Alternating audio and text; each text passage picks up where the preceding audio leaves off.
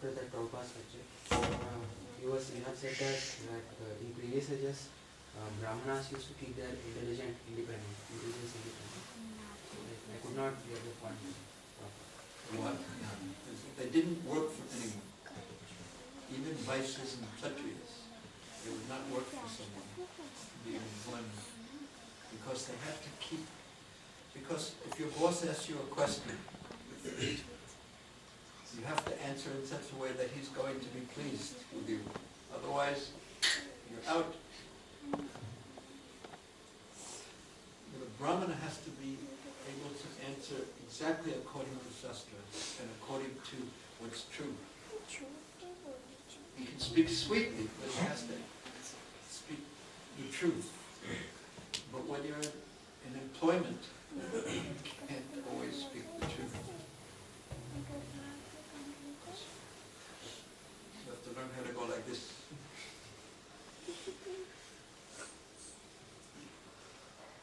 So that's not considered the best occupation for someone who really wants to be a Brahmin. So, but that's in a previous age. So the point is that the Brahmins had fine intelligence. That was the point. And they lived, like, again with my daughter, she tried to count, and so many times they have office parties. And they all drinking and eating meat and just talking nonsense and garbage and so unpalatable for her. So distasteful for her, just the smell of what they're eating. And the boss, one of her bosses was the son of a butcher. And he had such low consciousness. And she couldn't, this is what happens when you're in employment. You have to go. They expect you to go.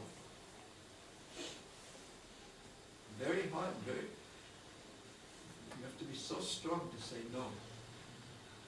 Okay, I won't go. I can't go. The whole social pressure, dealing with social pressure is very difficult. So a Brahmin wants to keep his consciousness very pure. And that's what's important to him. So he doesn't work for anyone for that reason. He works for some people. Did you want to ask more on that? Just new point what you have said, the social pressure. At some point of time we are also in such situations. So what we should do. Keep in good association and good social pressure. Because you can't give it up in a situation. So that's the question that really most students and most householders, most people want to ask. How do I deal with the tension between these two sides? I want to advance spiritually, and yet here's the reality of the situation I'm living in. So how do I deal with this? The tension between these two sides. So sometimes we have to lean a little this way, sometimes we have to lean a little this way, sometimes we have to lean a little this way. So there's no simple answer like that, but except that keep in the association of devotees. Chant Hare Krishna seriously, read Bhagavatam. So then we say, I have exams for this week, I can't read. So exams force us to go off our balance and tilt this way a little bit. So as soon as we can, we have to tilt that way, back. So it's like what? It's a matter of achieving balance. When you're balanced, are you aware of? Do you feel balanced? When you're not balanced, do you feel not balanced? Yes. Yeah, I do. And then, so soon as that feeling of not balance, we don't like it, but it's our best friend. In the sense it's telling us that we have to move. We have to balance back a little bit. And one time saying in the spiritual side, good chanting, visit to Vrindavan, good association, some service. So this is the art of living. How do you deal with all the tensions? You have family life, you have work, you have spiritual life. We'll ask you next month. With the children. Actually, we accepted this as a service, so we are prepared from the beginning. We didn't accept the job first and then we thought. So that's, thank you. That you have to find what you're doing is relationship with the absolute truth. And our relationship with the absolute truth is always service. It's always service. So either one is like Prabhu, and one accepts a particular position so he can serve, or one finds himself in a particular position and then asks, well, I'm in this position, how can I serve? But that question is the essence of our chanting. Krishna, please allow me to serve you. That connects the elements of our life to Krishna. It's service. Then everything is in the proper sambandha. The material world is in Krishna's service, and I'm in Krishna's service, and my relationship with those elements of the material world is for Krishna's service. Then the sambandha is proper. And theoretically, all very easy to understand. To practically apply it, it takes a lot of sincerity, and we won't get it exactly right, but we always try to keep our balance and move forward.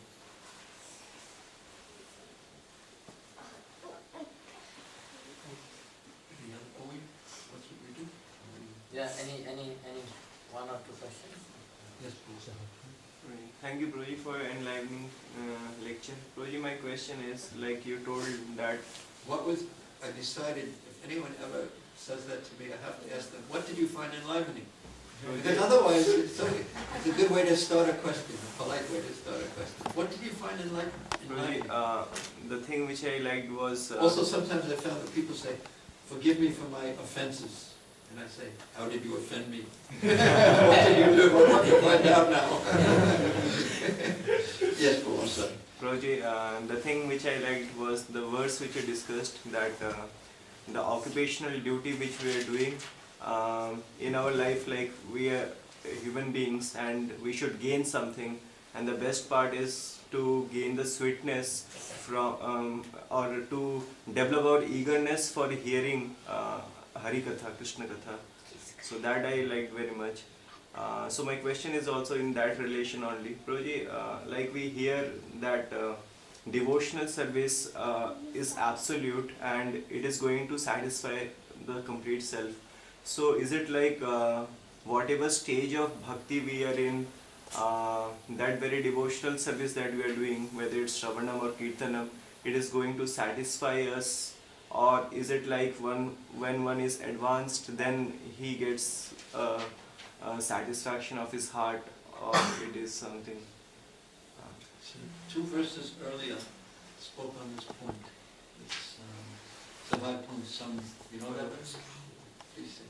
Savai Pumsam Paro Dharmam Yeto Bhakti Adhok Sajar Ahetuki Apratihata Yayatma Suprasiddhati. So for the soul to actually be fully satisfied, the Atma, completely satisfied, then the service has to be what? Unmotivated and uninterrupted. Yes.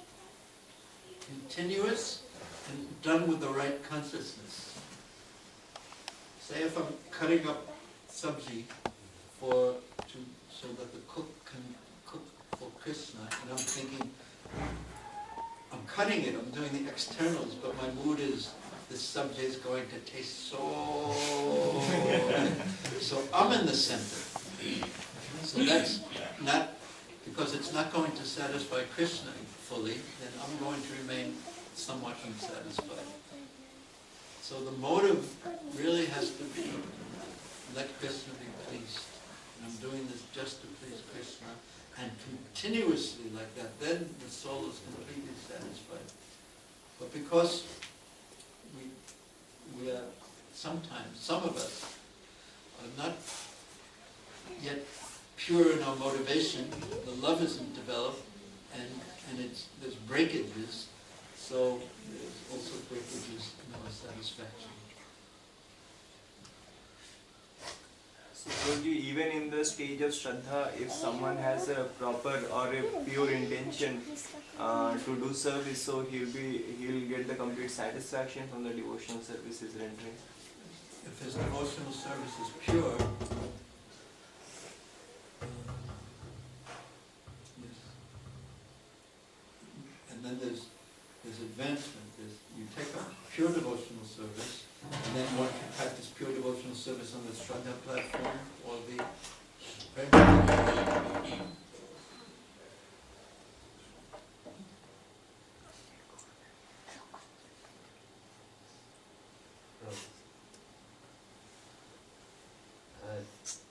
as you were telling that in the life we should balance things just like a bicycle, like balancing in motion. So while balancing, my major question is that should we apply our intellect to balance it, or should we leave it to balance itself, at least thinking that the Lord will help us balance it? Should we try to manipulate with our intellect? That is what I am. try your best with your intelligence. But ultimately depend on Krishna. Because the intelligence, you would say, necessary but not sufficient, because we're not fully aware of all of reality. But we try our best. And remember Krishna, depend on him, and be detached from the result. And if sometimes our bicycle falls over, just get up and try again. And learn. Because the more we try to go into intellectual manipulation, the more I feel that I go away from the heart.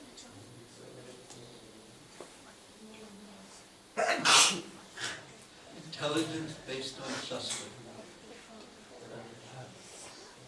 It's like, I can't remember my physicist friend's name.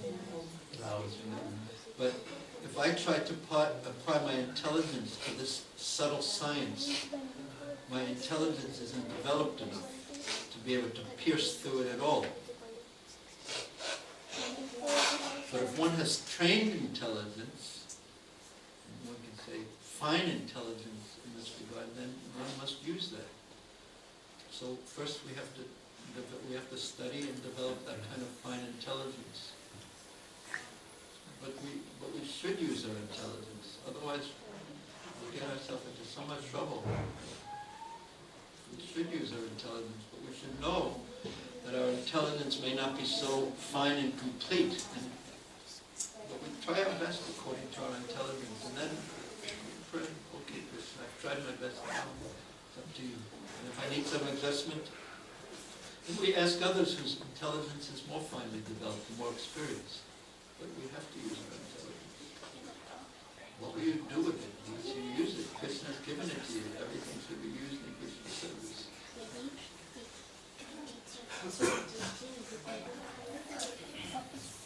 Thank you so much. So we will have an evening program today. We have at 7 o'clock. Today is Saturday program, so we will have also more new people, and probably will give a general PowerPoint presentation. So, and we will have food feast also today in the evening. And breakfast, you will get some khichdi breakfast today. And also you want to try it with class? Yeah. And the lecture is, they all know.